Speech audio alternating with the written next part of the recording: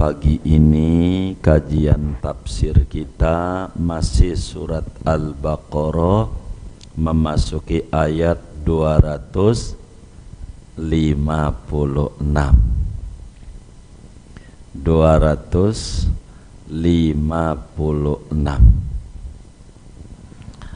Sesudah kita diterangkan dengan gamblang tentang sifat-sifat Allah pada ayat kursi 255 Al-Baqarah ini, Allah itu hidup, berdiri sendiri dan seterusnya. Ngantuk pun tidak, apatah tidur apalah meleng, tidak memikirkan hambanya, itu tidak. Semuanya itu tentang jelasnya ajaran ini. Maka lanjutannya dijelaskan dengan ayat la ikraha fiddin. Dalam ilmu nahwu namanya la nafi jinis, ta'malu amala inna. Begitu artinya nafi jinis, tidak ada jenis paksaan di dalam Islam. Ini ayat seringkali menjadi bantalan, dalil yang keliru dari saudara-saudara kita Muslim. Kadang dia Ramadan tidak puasa, lalu kenapa enggak puasa? Pakai jawab, kagak ada paksaan dalam agama. Suruh sholat, bang nggak sholat, dia bilang lo jangan nyuruh-nyuruh gua sholat, enggak ada paksaan dalam agama. Ini namanya tafsir yang keliru. Bukan itu maksud ayat ini. Ayat ini maksudnya la ikraha fiddin. Tidak ada jenis paksaan apapun pada memeluk agama Islam.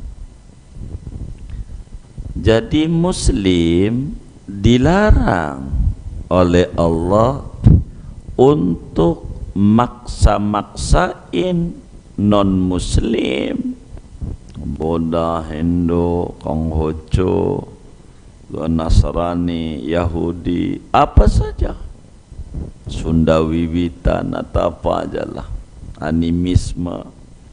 Tidak boleh, kita dilarang oleh agama untuk mengintimidasi orang supaya meluk agama Islam. Enggak ada. Dilarang oleh agama kita neken orang biar Islam dengan cara apapun. Apakah dengan cara bagi supermi, bagi Indomie, bagi mie instan, bagi duit, ataukah dengan cara ada perempuan non-Muslim diperkosa, lalu kemudian hamil, lalu kita bilang, yuk kalau mau gua nikahin, yuk kudu Muslim. Nggak ada. Ini dilarang.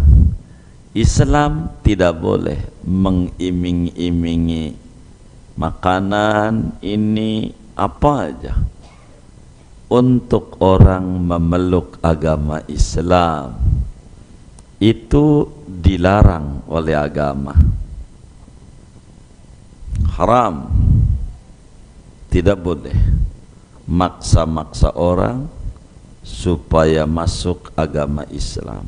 Sebab Islam datang tidak dengan pedang, tapi datang dengan keluhuran budi.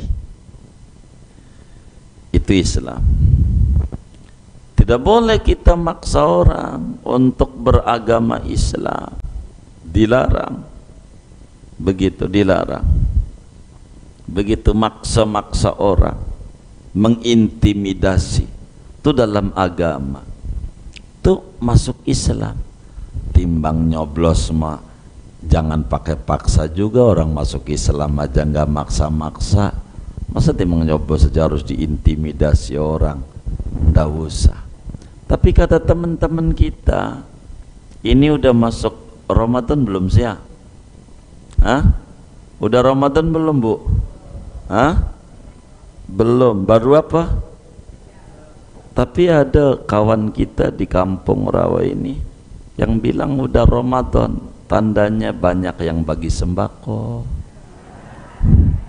bagi baju, iya, bagi kerudung, begitu. Enggak minta, dapat mie, dapat minyak. Nih pelicin, emang juga minyak melicin katanya.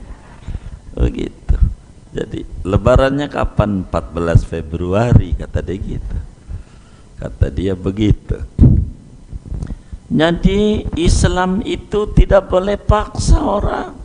Nggak boleh. Nggak boleh paksa.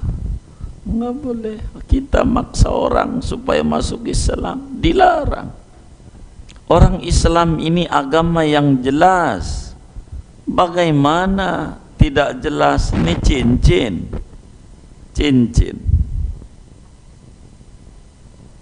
10 tahun lagi jadi tukang cincin, nggak mungkin.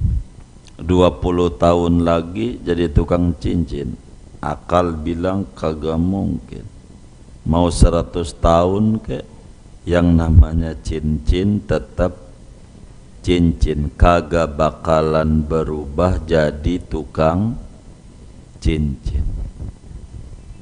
Islam jelas, yang namanya manusia 10 tahun ke depan tidak bakalan bisa berubah menjadi Tuhan. 20 tahun ke depan ndak bisa. 100 tahun kapan saja. Yang namanya manusia mau tetap manusia, kagak bakalan bisa berubah menjadi Tuhan. Jelas Islam. Jadi enggak bingung. Islam agama yang jelas. Allahu la ilaha illahu. Jelas. Al-Hayyul Qayyum. La ta'khudhu sinatun wala naum. Lahu ma fis samawati wa ma, semuanya jelas Islam. Ada mobil di jalan tol, jalan ngebut, zigzag kanan kiri, yang nyupir 4. Enggak mungkin, mesti 1. Dunia dengan muatan yang begitu banyak, kayak begini, katanya yang nyupir ada banyak, enggak bisa. Mesti 1 yang nyupir. Dunia ini ibarat kapal dengan muatan yang banyak. Yang ngatur 1. Yang ngatur. Dialah Al-Qayyum, Allah Subhanahu wa ta'ala. Maka Islam itu agama yang jelas. Kalau pengen belajar Islam, jangan dari Muslim. Bisa jadi Muslim itu tidak Islami, agamanya doang Islam, belum tentu perikehidupannya Muslim. Sebagaimana bisa jadi ada orang secara agama dia tidak Islam, tapi dalam perikehidupannya Islami. Jadi Muslim dan Islam ada kalanya menyatu, ada kalanya terpisah, ada kalanya satu ada, satunya enggak ada, demikian sebaliknya. Tapi berbicara agama ini, la ikraha fiddin, kata Syekh Nawawi, la ikraha ala dukhuli fi dinillah. Tidak ada paksaan sekecil apapun. Kita maksa-maksa orang untuk bisa masuk Islam, enggak, dilarang. Ayat ini dulu sababun nuzul, latar belakang turunnya, dulu ada namanya sahabat Nabi Abul Husain Al-Ansari dari kabilah Bani Salim bin Auf. Kabilah Bani Salim bin Auf. Dia punya anak laki-laki 2. Ketika Nasrani masuk ke Madinah, Yahudi masuk ke Madinah, sebelum Rasulullah ada, karena Madinah udah didiami oleh Yahudi, Nasrani, begitu ekspansi ke sana, maka anaknya daripada Abil Husain ikut agama Nasrani. Agama Nasrani.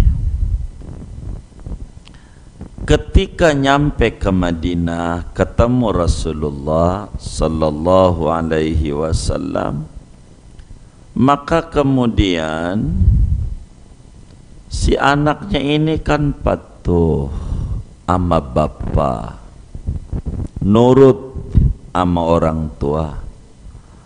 Si orang tua bilang begini waktu datang anaknya ke rumahnya, kata babanya, lu kudu muslim, gua ogah mau lu keluar dari rumah ini kalau lu kagak baca 2 kalimat syahadat.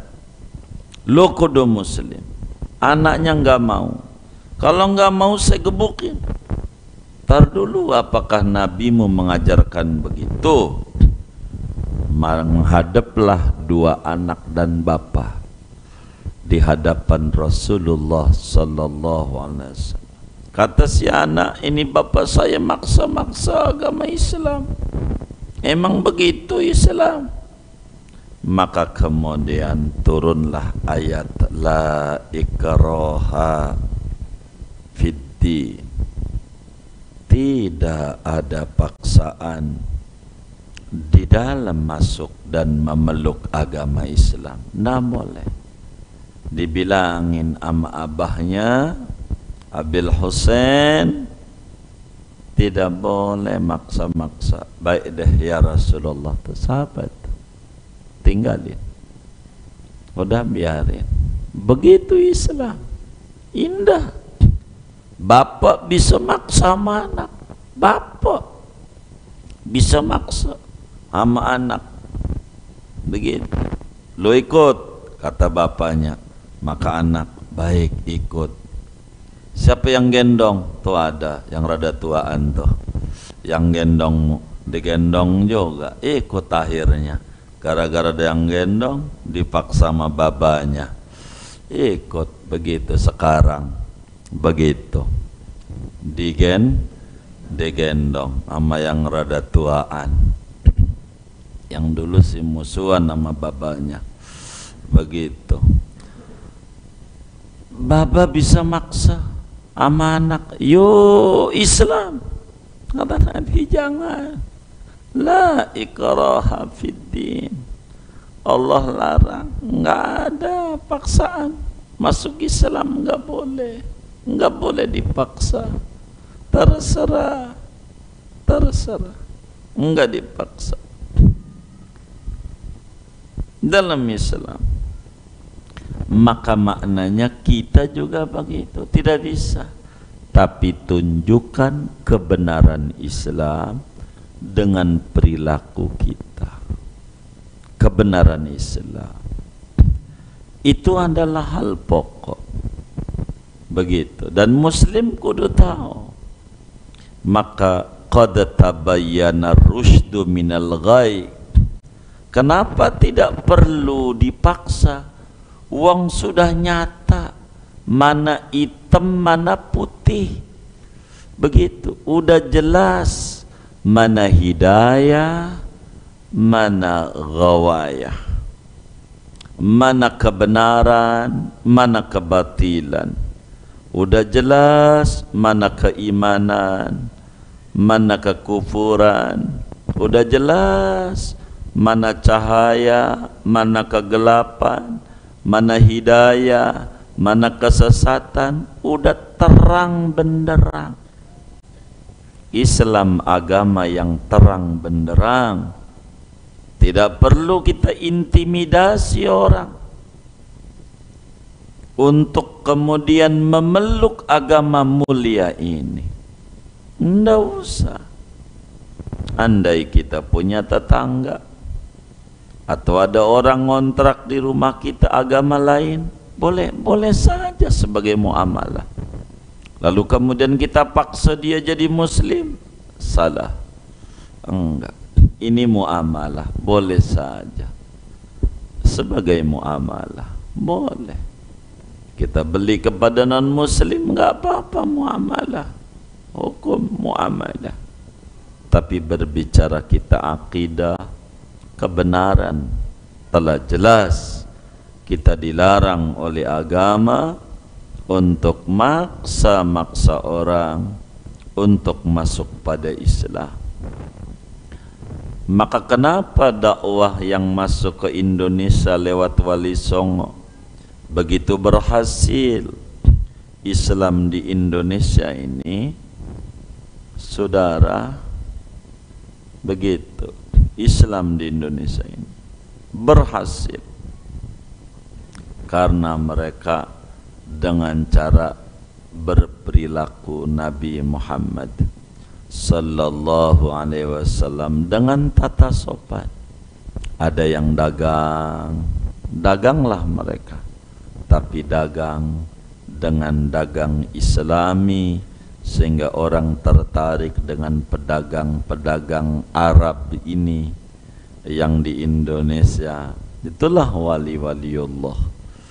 Begitu, yang mana Wali Songo ini berbagai angkatan. Yang terdulunya adalah yang makamnya di Tidar.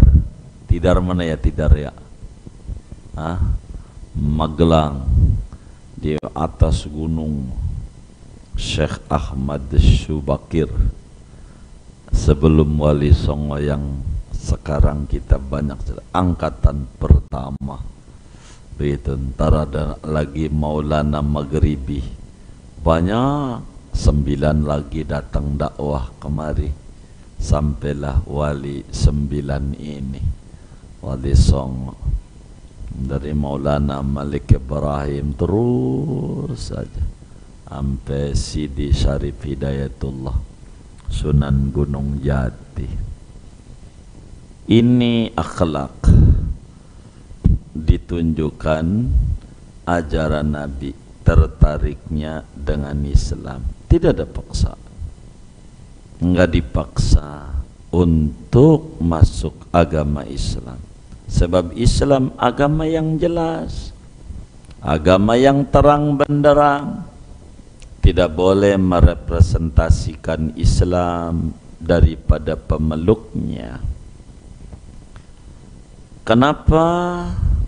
Karena bisa saja berbeda. Kayalah di Indonesia barangkali kalau diurut dari Sabang sampai Merauke yang tertangkap korupsi, kasusnya banyakan agama ya Islam agamanya. Kenapa? Ini Islam nyuruh nyolong? Enggak. Karena Islam dan Muslim bisa saja terpisah. Sama aja kita nggak boleh berpikiran subjektif. Kita main ke Irlandia, utara dan selatan, perampokan, pemerkosaan, kezaliman brutal di mana-mana. Lalu agamanya semua Kristen, lalu kita tuduh Kristen tuh begitu, memerkosa ini. Nggak boleh, ini kan orang, penyimpangan. Begitu. Kalau kita berbicara agama adalah pemikiran. tentang dogma keyakinan sebuah kebenaran, dan Islam agama yang jelas yang tidak pernah ada ditutup-tutupi. Makanya kalau kita ngaji, speaker kadang di mana-mana, di masjid adzan di mana-mana. Kenapa? Orang jelas. Tapi kalau yang nggak jelas, ngumpet-ngumpet. Kenapa? Nggak jelas. Kalau ngumpet-ngumpet ada sesuatu yang diumpetin yang tidak benar. Itu rumus hidup. Islam ini agama yang jelas, yang tidak perlu ada hal-hal yang diumpetin. Qad tabayyana rusydu minal ghayy. Kemudian famay yakfur bit-taghut wa yu'min billah faqad istamsaka bil urwatil wusqa lam fisama laha. Ayat ini turun kepada Mundir bin Sawi At-Tamimi.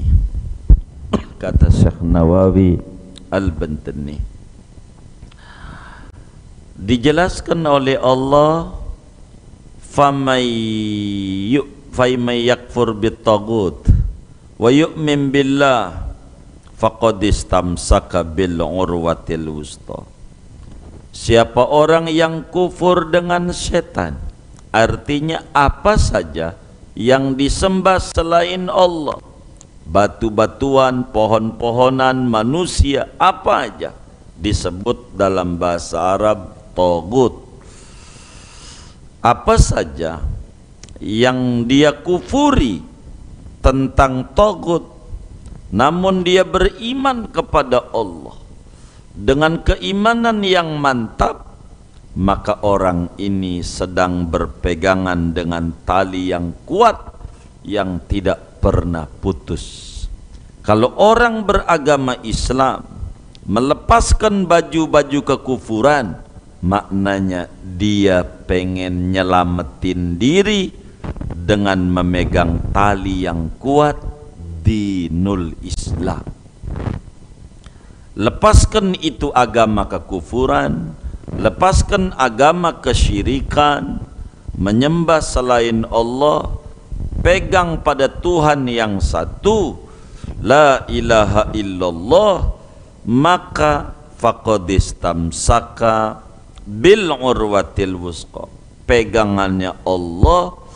Dan kalau dia berpegang kepada Allah, dia berpegang dengan tali yang sangat kuat, berpegang dengan tali yang sangat kuat, yaitu tali keimanan, tali kalimatus syahada, la ilaha illallah Muhammad Rasulullah. Ini tali yang kuat, karena dengan la ilaha illallah Muhammad Rasulullah, walaupun lahir tidak dari ibu yang sama, bapak yang sama, dia jadi saudara. Innamal mu'minuna ikhwatun, jadi saudara. Dengan begini dia bisa membaca Quran yang sama, mau tinggal di mana saja, karena ini tali sangat kuat. Hubungan antara satu dan yang lain bisa putus, anak sama bapak bisa putus, begitu saudara sama saudara bisa putus, tapi keimanan enggak. Kalau kita masuk Islam, walaupun itu anak, enggak dapat warisan dari kita. Kenapa? Karena beda agama, beda tali, putus, enggak bisa. Maka dengan kebenaran Islam, ditinjau dari berbagai sisi kebenaran Islam, dengan dalil yang sangat kuat yang disampaikan oleh Habibuna Muhammad sallallahu alaihi wasallam, maka pegang tali ini, jangan lepas-lepas Islam dari dada. Maka lihatlah bagaimana orang-orang soleh semacam Imamul Haddad dalam ratibnya membaca ya dal jalali wal ikram amitna ala dinil Islam. Kenapa tali ini kuat? Ya Allah biha, ya Allah biha, ya Allah bi husnil khatimah. Apa husnul khatimah? Dinul Islam, mati dalam beragama Islam. Ini tali. Sebab Allah jelaskan faman yakfur bitaghut wa yu'min billah faqad istamsaka bil urwatil wuthqa lam fisama laha. Siapa orang kufur dengan berhala, menyembah selain Allah, dia tapi beriman kepada Allah dengan benar, maka dia berpegangan dengan tali yang kuat. Apa itu berpegangan dengan tali yang kuat? Yang mana tali itu menghantarkan si pemiliknya yang memegangnya menuju kenikmatan surga, yang gak bakalan geser tuh surga dari dia selama pegang terus, dan tidak bakalan binasa langgeng di neraka dengan la ilaha illallah Muhammad Rasulullah. Maka dengan dua kalimat syahadat ini menyelamatkan semuanya. Non muslim kudu disampaikan kepada mereka, bila anda masuk Islam maka diadakan oleh agama pemutihan. Dosa-dosamu dulu-dulu dikerjakan, rontok seluruhnya. Qul lil ladzina kafaru iyantahu yughfar lahum ma qad salaf. Katakan kepada mereka non muslim, orang-orang kafir, jika berhenti dari kekufuran, dia tinggalkan tuh menyembah taghut selain Allah, dia masuk wa yu'min billah, beriman kepada Allah, berpegangan dengan tali yang kuat, yughfar lahum ma qad salaf, maka dosanya diampuni semua yang dulu dikerjakan. Itu non muslim kalau masuk Islam. Bagaimana yang muslim? Kalau yang muslim dia bertaubat kepada Allah, maka dengan taubat diadakan pemutihan. Dengan taubat kelasnya menjadi tinggi adanya, dicintai oleh Allah subhanahu wa ta'ala. Innallaha yuhibbut tawabin wa yuhibbul mutatahhirin. Wallahu sami'un alim. Allah itu maha mendengar. Mendengar orang yang mengucapkan kalimat syahadat, Allah tahu. Walaupun tidak di muka umum, dia muslim. Begitu orang yang mengucapkan kalimat kufur, Allah tahu, meski orang lain enggak tahu. Allah mendengar juga. Allah tahu bagaimana keyakinan yang benar dalam hati seorang mukmin, bagaimana keyakinan yang keliru dari hati orang non muslim. Allah tahu, semuanya diketahui oleh Allah subhanahu wa ta'ala. Allah dengar dan Allah tahu. Pegang Islam ini sampai mati, pegang Islam ini sampai wafat. Dalam satu buku kita tulis mengapa kita harus jadi muslim dan mengapa Islam kita pegang sampai akhir hayat kita. Dalam buku itu, wallahi laqad wulidtu min abawaini muslimaini sunniyaini walhamdulillah wa inni adunnu annaka tuwafiqni fi hadhihi walakin limadha baqitu ala al-islam wa limadha baqitu ala manhaji ahli sunnah wal jamaah. Alhamdulillah, saya lahir dari abah ibu beragama Islam dan ahlus sunnah wal jamaah. Kukira saya dan anda sama, bapaknya muslim, ibunya muslim, dan haluannya sunnah wal jamaah. Pada bagian ini mungkin sama, tapi yang menjadi pertanyaan, mengapa saya pegang Islam sampai detik ini dan sampai akhir hayat, dan mengapa Sunni menjadi pegangan hidup sampai wafat, ini mungkin bakal berbeda pada alasan ini. Begitu dalam buku itu tuh kita tuliskan tentang Islam Sunni. Maka kita jadi muslim harus kita pegang benar-benar tentang Islam ini. Islam bukan sekadar ada pada KTP, tapi Islam harus melekat dan mengalir pada darah dan daging kita. Dan kita harus sedikit demi sedikit, setapak demi setapak, keislaman ini diimplementasikan dengan mengikuti apa yang dicontohkan oleh Nabi besar Muhammad sallallahu alaihi wa alihi wa sahbihi wasallam. Yang kedua, wallahu sami'un alim. Tafsirnya, Allah maha mendengar, sami'un lidu'aika. Allah subhanahu wa ta'ala mendengar doamu wahai Nabi Muhammad, berkeinginan agar supaya Yahudi yang ada di Madinah semuanya muslim, pengen semuanya Yahudi itu masuk Islam yang ada di Madinah. Berkeinginan Rasulullah biar orang itu selamat. Udkhulu fis silmi, ayo masuk Islam. Aslim taslam, Anda Islam, Anda selamat dunia dan akhirat. Nabi kepengen biar orang tuh pada jadi muslim. Allah dengar dan Allah lihat keinginan itu. Siang malam Nabi berkeinginan bagaimana orang-orang tuh biar selamat. Azizun alaihi ma anittum, laqad ja'akum rasulun min anfusikum azizun alaihi ma anittum.